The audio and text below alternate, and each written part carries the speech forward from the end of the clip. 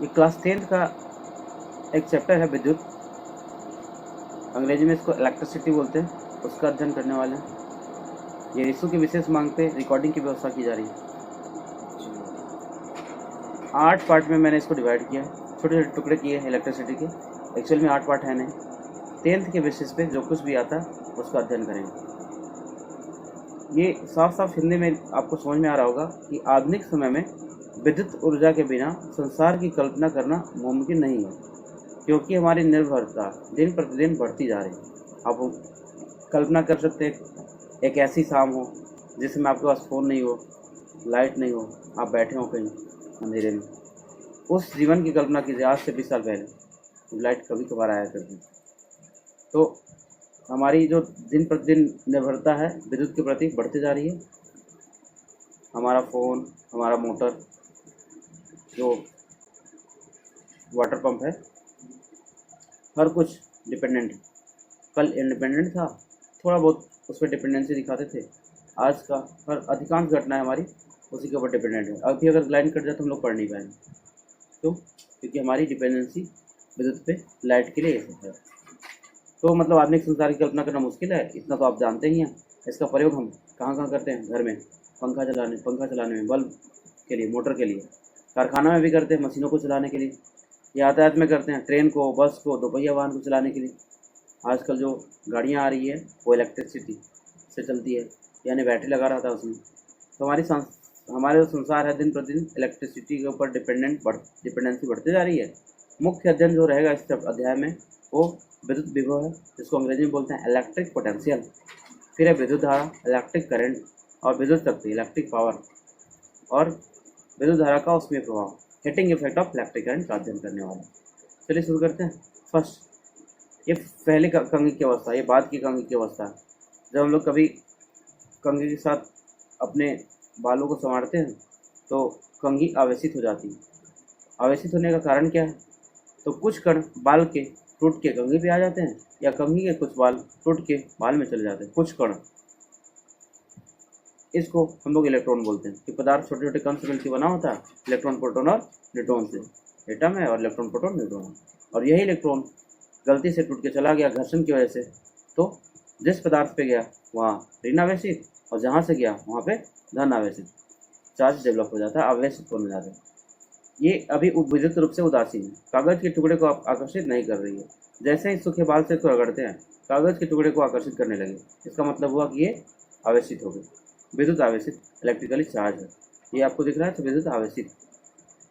बालों को घर्षण के बाद कंघी पर स्थिर विद्युत आवेश उत्पन्न हो जाता है। जैसे ही बालों के साथ घर्षण करते हैं तो कंघी पर स्थिर विद्युत, मतलब ऐसा नहीं कि बह रहा है, चार्ज डेवलप हुआ पर वो बैठा हुआ है। जैसे कंघी कागज के टुकड़े को, अब जैसे ही इस पर चार्ज उत्पन्न हो गया तो ये कागज के टुकड़े को आकर्षित करने लगती है। ये जानवर का चमड़ा है और ये एबोनाइट का रड है, दोनों को घर्षण किया गया। एबोनाइट के रड पे जो चार्ज आया वो माइनस है। ऐसा मान लिया गया है कि एबोनाइट के रड पे जो चार्ज आता है वो ऋण आवेशित होता है, नेगेटिव चार्ज होता है। और दूसरा अवस्था दिखाया गया है जिसमें शीशे का रड है, कांच का रड है, और कांच का छड़ कह सकते हैं, उसको रेशम के कपड़ा से रगड़ा जाता है। रेशम के कपड़ा ऋण आवेशित, नेगेटिव चार्ज हो जाता है, और शीशे का रड पॉजिटिव चार्ज यानी धन आवेशित हो जाता है। अब नेक्स्ट कि कैसे चार्ज हो गया, प्लस और माइनस दो तरह के पढ़ने हैं। एक उदासीन है जिसके पास कोई चार्ज नहीं है। अब विद्युत आवेश के प्रकार के बारे में पढ़ना है, कितने प्रकार के होते हैं। तो प्रयोग द्वारा देखा गया कि आवेश दो प्रकार के होते हैं, या तो धनात्मक होगा या ऋणात्मक होगा। अब आपसे समझदारी से कहिए, या आपसी लोकप्रियता के आधार पर मान लिया गया कि ग्लास के छड़ को जो रेशम के साथ रगड़ा गया था, तो ग्लास के छड़ पे जो आया है चार्ज, उसको हम लोग बोल देंगे प्लस, धन आवेशित। इसका मतलब ग्लास के छड़ ने इलेक्ट्रॉन का त्याग किया है, रेशम को इलेक्ट्रॉन दिया है, ऐसा मान लिया गया। तो ग्लास के छड़ को रेशम के कपड़े से घर्षण करने पर ग्लास की छड़ पर जो आवेश उत्पन्न होती है उसे धनात्मक आवेश, तथा एबोनाइट के छड़ पर जो छड़ को जो उनके कपड़ा से जब रगड़ते हैं तो, या जानवर के चमड़ा से रगड़ते हैं, तो घर्षण करने पर जो आवेश एबोनाइट के छड़ पर उत्पन्न होता है उसे ऋण आवेशित कहते हैं। दो तरह के आवेश उत्पन्न हो गए, ग्लास के छड़ पे धन आवेशित है और एबोनाइट के रड पे ऋण आवेशित, नेगेटिव चार्ज। अब नेक्स्ट इसका गुण पढ़ना है कि दो चार्ज हैं, दो आवेश डेवलप हो गए। एक जगह से इलेक्ट्रॉन गया तो जिसके पास से गया वहाँ पे प्लस, और जहाँ गया वहाँ पे माइनस। देखा गया कि विपरीत आवेश एक दूसरे को आकर्षित करते हैं। ये प्लस या माइनस एक दूसरे को अट्रैक्ट करेगा, खींचेगा, पर समान आवेश चाहे प्लस प्लस हो या माइनस माइनस हो दूसरों को रिपेल करते हैं। एक और बात ध्यान रखना है, प्लस में इलेक्ट्रिक फील्ड चार्ज प्लस से निकल रही होती है और निगेटिव में इन कर रही होती है। ये दिख भी रहा होगा, ये बाहर निकल रहा है और निगेटिव में इन कर रही होती है। तो प्लस से निकलती है दिखाएं और माइनस में इन करती हुई दिखती है। ऐसा मात्रा क्या है इसका? कूलम। दूसरा मात्रा क्या है? कूलम। इसको अच्छे से दिखाते हैं। आवेश की मात्रा की बात बोल रहे हैं, चार्ज की मात्रा, चार्ज की ऐसा मात्रा की बात कर रहे हैं। चार्ज का ऐसा मात्रा क्या हो गया? कूलम। तो 1 कूलम आवेश को 2 आवेशों को 1 कूलम आवेश है, 1 कूलम का 2 आवेश है, यहाँ पे एक यहाँ पे, दोनों को रख दिया गया 1 किलोमीटर की दूरी पर रख दिया गया। 1 किलोमीटर की दूरी पे 1 मीटर की दूरी पे रख दिया गया। इन दोनों के बीच की दूरी कितना है? 1 मीटर। तो जो बल लगेगा इसके द्वारा इस पे, इसके द्वारा इस पे, वो 9 × 10 के पावर 9 न्यूटन का बल लगेगा। ठीक है, 9 × 10 के पावर 9 कितना हो जाएगा? तो आप ऐसे कर सकते हैं, 3 2 5 2 7 2 9। इमेजिन कर सकते हैं, हज़ार लाख करोड़ अरब 9 अरब न्यूटन का ताकत लगाएगा ये इस पे, और ये अगर 1 मीटर की दूरी पे 1 कूलम आवेश 2 1 कूलम आवेश को रख दिया जाए तो इतने ताकत से एक दूसरे को रिपेल करें, एक दूसरे को धक्का लगाए। ठीक है, रसायन, थोड़ा सा रसायन पढ़ना है इसमें से। पदार्थ के पास धन आवेशित कण, कोई पदार्थ उसके पास प्रोटॉन होगा, इलेक्ट्रॉन होगा, न्यूट्रॉन होगा ना। परमाणु है, परमाणु छोटा कण क्या होता है? इलेक्ट्रॉन, प्रोटॉन और न्यूट्रॉन। पदार्थ के पास ऋण आवेशित कण इलेक्ट्रॉन होता है, पदार्थ के पास धन आवेशित कण प्रोटॉन होता है। अब प्रोटॉन के पास 1.6 × 10 के पावर -19 कूलम आवेश होता है, लेकिन इलेक्ट्रॉन के पास नहीं आवेश होता है, लेकिन ऋण में होता है, माइनस में होता है। 1.6 × 10 के पावर -19 कूलम, -19 कूलम। ठीक है, तो इलेक्ट्रॉन और प्रोटॉन के पास आवेश तो समान होते हैं, पर एक के पास प्लस, एक के पास माइनस। एक इलेक्ट्रॉन और प्रोटॉन के ऊपर आवेश की मात्रा को बहुत बड़ी मात्रा है। 1 कूलम जो है ना, इलेक्ट्रॉन पे जितना आवेश है उसकी तुलना करें तो बहुत बड़ी मात्रा है। ठीक है, 1 कूलम बहुत बड़ा है एज कम्पेयर टू 1 इलेक्ट्रॉन के ऊपर। एक इलेक्ट्रॉन पे जो आवेश है उसकी तुलना में 1 कूलम आवेश बनाने वाले इलेक्ट्रॉनों की गणना करें। कह रहा है कि 1 कूलम कितने इलेक्ट्रॉन एक जगह रख दिया जाए, कितने इलेक्ट्रॉन का ढेर रखा जाए कि 1 कूलम आवेश हो जाएगा। तो बोला गया कि हम जानते हैं कि 1 इलेक्ट्रॉन के ऊपर जो आवेश है 1.6 × 10 के पावर -19 कूलम है। तो हमने लिखा 1.6 × 10 के power -19 coulomb is equal to 1 electron. ठीक है, इतने कूलम आवेश 1 इलेक्ट्रॉन के ऊपर है, तो मैंने लिख दिया। फिर मैंने इसको थोड़ा सा तोड़ा, इसको लिख सकते हैं 1.6 × 10 के पावर -19 गुने 1 कूलम। क्या लिख सकते हैं इसे? 1 से गुना करेंगे 10 का 10 हो जाएगा, और बराबर में 1 इलेक्ट्रॉन था मेरे पास। हम चाहते हैं कि 1 कूलम का वैल्यू निकले, तो ये उससे बटा में जाएगा। तो मेरे पास आ गया 1 इलेक्ट्रॉन बटा में 1.6 × 10 के पावर -19। 1 कूलम बराबर हो गया 10 के पावर 19, ऊपर चल जाएगा 10 के पावर 19, फिर बटा में 1.6, 1 इलेक्ट्रॉन था 10 के पावर। ये जब देखिए दशमलव हटाएंगे तो 1 0 ऊपर जाएगा, हो जाएगा इतना। और ये जो 1 0 है इसका, ये हमारे पास 16 आ जाएगा, दशमलव हटाएंगे तो ऐसे कह सकते हैं कि 100 हो जाएगा ऊपर और नीचे 16 हो जाएगा। काट सकते हैं इसको, तो काट के देखते हैं। काटने से आया 1696, याद है 1696 होता है, और फिर बच जाएगा 4, तो 16 दूना 32 ना, और फिर 8 बच जाएगा, तो 16 बचे 80, तो 6.25 × 10 के बाद 18। ठीक है, तुम मतलब 6.25 × 10 के पावर 18 इलेक्ट्रॉन को एक साथ रख दिया जाए तो 1 कूलम आवेश, सब कंबाइंड रूप से 1 कूलम आवेश उस पर होगा। जैसे ढेरी लगाते हैं ना चावल का, गेहूं का, तो मान लेते हैं कि 1 कूलम आवेश कितने इलेक्ट्रॉन का होगा, तो 6.25 × 10 के बाद 18 इलेक्ट्रॉन को एक साथ रख दिया जाए तो उन सब पे कुल मिला के 1 कूलम आवेश होगा। अब चालक किसे कहते हैं? जिससे होकर विद्युत धारा जा सके उसको क्या बोलते हैं हम लोग? चालक। चांदी हो गया, तांबा हो गया, एल्युमिनियम हो गया। मिश्र धातु किसे कहते हैं? नाइक्रोम जानते हैं, मैग्नीज जानते हैं, कॉन्स्टेंटाइन, कार्बन, मानव, ये सब क्या है? मिश्र धातु। कुछ चालक क्या? ऐसे पदार्थ जिससे होकर विद्युत धारा विद्युत आवेश प्रवाहित न हो, जैसे ग्लास हो गया, रबर हो गया, इग्नाइट हो गया, प्लास्टिक हो गया, पेपर हो गया, अब्रक, बैकेलाइट, पोर्सिलेन। परंतु आवेशित कुचालक पर विद्युत धारा आवेश स्थित रहती है।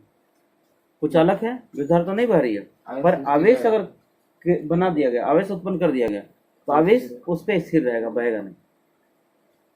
चालक के पास स्वतंत्र इलेक्ट्रॉन होते हैं। चालक के पास क्या होते हैं? स्वतंत्र इलेक्ट्रॉन होते हैं, और वे एक परमाणु से दूसरे परमाणु तक स्वतंत्र विचलन कर सकते हैं। तो चालक जो होगा उसके पास स्वतंत्र इलेक्ट्रॉन होता है, जिसकी वजह से विद्युत धारा प्रवाहित होती है। विद्युत के प्रकार दो तरह के होते हैं, स्थिर विद्युत और विद्युत धारा। एक होता है स्थिर विद्युत, दूसरा है विद्युत धारा। क्या इतना समझ में आया?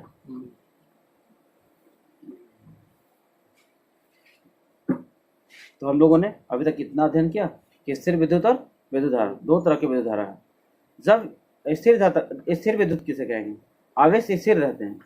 ग्लास, छड़ को रेशम के कपड़े से रगड़ने पर उत्पन्न आवेश स्थिर रहता है, वो बह नहीं रहा होता है, बैठा रहता है। उत्पन्न तो हो गया लेकिन बह नहीं रहा है, इसको बोलते हैं हम लोग कुचालक है तो स्थिर। हाँ, कुचालक इसलिए स्थिर रहता है।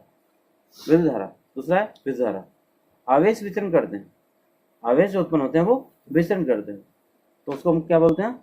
विद्युत धारा बोलते हैं। जब भी आवेश बहे या फिर इलेक्ट्रॉन बहे तो उसको क्या बोल देते हैं हम लोग? विद्युत धारा। अब विद्युत और विद्युत धारा दोनों का मतलब सेम ही है। इस अध्याय में जहां भी विद्युत लिखते हैं इसका मतलब समझना है विद्युत धारा की बात कर रहा है। नेक्स्ट है विद्युत विभव किसे कहते हैं? किसी विद्युत क्षेत्र में इकाई धनात्मक आवेश को अनंत से उस बिंदु तक विद्युत क्षेत्र में लाने में किया गया कार्य विद्युत विभव कहलाता है। इमेजिन कर सकते हैं, ये यहाँ पे चार्ज रखा हुआ है, अनंत से ला रहे हैं इसको चार्ज को, लाएंगे तो इसका बल यहाँ से महसूस करेगा, इधर तो नहीं महसूस करेगा। वहां से यहाँ तक लाने में इसका बल जहां से महसूस कर रहा है वहां तक लाने में जो हमको ऊर्जा खर्च करना पड़ा, इसको हम लोग बोलते हैं विद्युत ऊर्जा, विद्युत विभव कह देते हैं। ठीक है, अनंत से इसके क्षेत्र तक, जहां तक क्षेत्र है इसका, यहाँ तक लाने में जो ऊर्जा खर्च हुआ उसको क्या बोलते हैं हम लोग? विद्युत विभव। भी से दिखाते हैं इसको। एक भी इकाई आवेश को अनंत से विद्युत क्षेत्र तक लाने में 1 जूल ऊर्जा खर्च होती है। अगर 1 जूल ऊर्जा खर्च हुआ अनंत से लेके आए तो विद्युत क्षेत्र में लेके आए तो 1 जूल ऊर्जा खर्च हुआ, तो वो जो वैल्यू आ जाएगा 1 वोल्ट के बराबर आ जाएगा, 1 जूल बटा 1 कूलम। ठीक है, इसमें 1 वोल्ट बराबर 1 कूलम आवेश को अनंत से विद्युत क्षेत्र तक लाने में 1 जूल ऊर्जा खर्च हुई। मतलब 1 कूलम आवेश है उसको अनंत से 1 जूल बटा 1 कूलम को 1 वोल्ट बोलेंगे। 1 जूल बटा 1 कूलम को 1 वोल्ट बोलेंगे। ऐसे भी होता है वोल्ट बराबर वर्क बटा कूलम। ठीक है इतना। अब नेक्स्ट है विभवांतर। इकाई आवेश विद्युत क्षेत्र में एक स्थान से दूसरे स्थान तक ले जाने में किया गया कार्य विभवांतर कहलाता है। यहाँ हम बैठे, यहाँ आप रूम लेकर रहने लगे तो यहाँ से यहाँ ट्रांसफर करेगा, जितना सामान होगा यहाँ लेके आएंगे। तो ये यहाँ से यहाँ ट्रांसफर जब होता है तो अब यहाँ का मान लो 50 वोल्ट था और यहाँ का है 35 वोल्ट, तो ये ऊर्जा रिलीज करेगा, होगा ना। तो ज़्यादा है इसके पास 35 है तो 15 जूल, 15 वोल्ट ज़्यादा है ना। तो ये जो अंतर आया इन दोनों के बीच का कितना का है? 15 वोल्ट। 15 वोल्ट। इसी को लोग बोल रहे हैं विद्युत विभव। ठीक है ना। 1 वोल्ट क्या है? इकाई आवेश को अनंत से विद्युत क्षेत्र तक लाने में 1 जूल ऊर्जा खर्च हुई तो उसको क्या बोलते हैं हम लोग? 1 वोल्ट। अगर इकाई आवेश है 1 कूलम आवेश है उसको अनंत से पकड़ के ला रहे हैं, कहाँ तक? विद्युत क्षेत्र तक। तो जो ऊर्जा खर्च करना पड़ेगा वो हमको 1 जूल के बराबर मिलेगा। ठीक है, 1 वोल्ट बराबर हो जाएगा 1 जूल बटा 1 कूलम। 1 वोल्ट बराबर 1 कूलम आवेशों को अनंत से विद्युत क्षेत्र तक लाने में 1 जूल ऊर्जा खर्च हुई।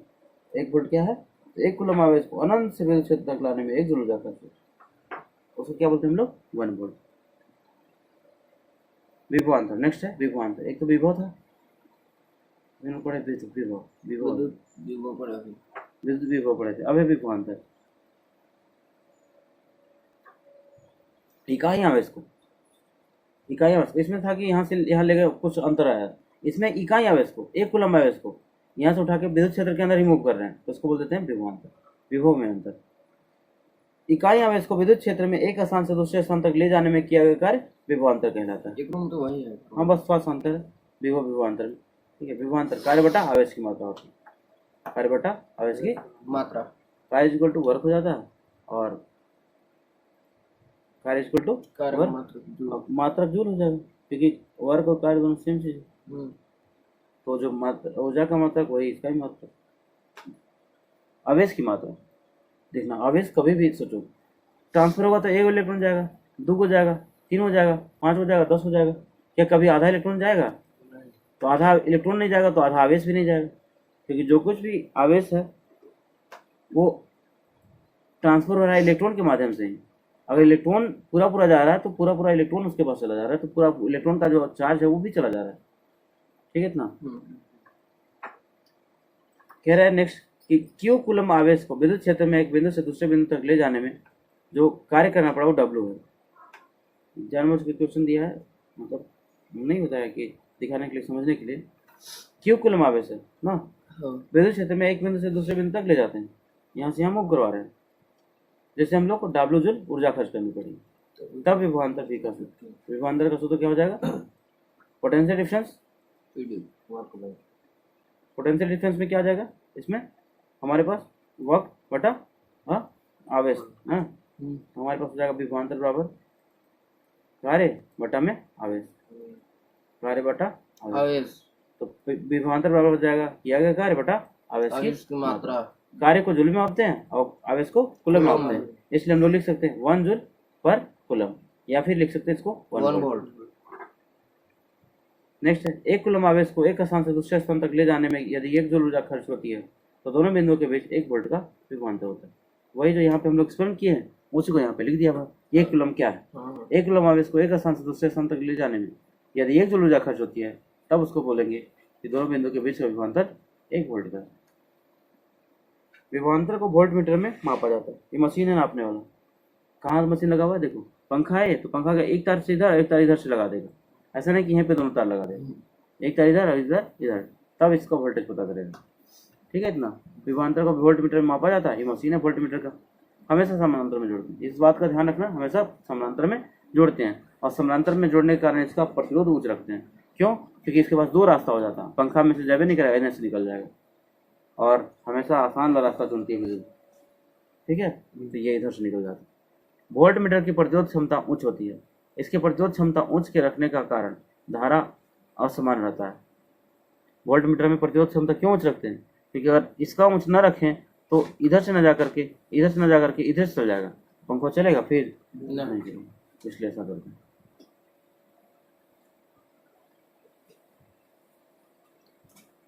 तो इस मशीन से हम लोग वोल्टेज की गणना करते हैं, ऐसा मशीन को दिखता है, इसका दूसरा नाम है वोल्टेज।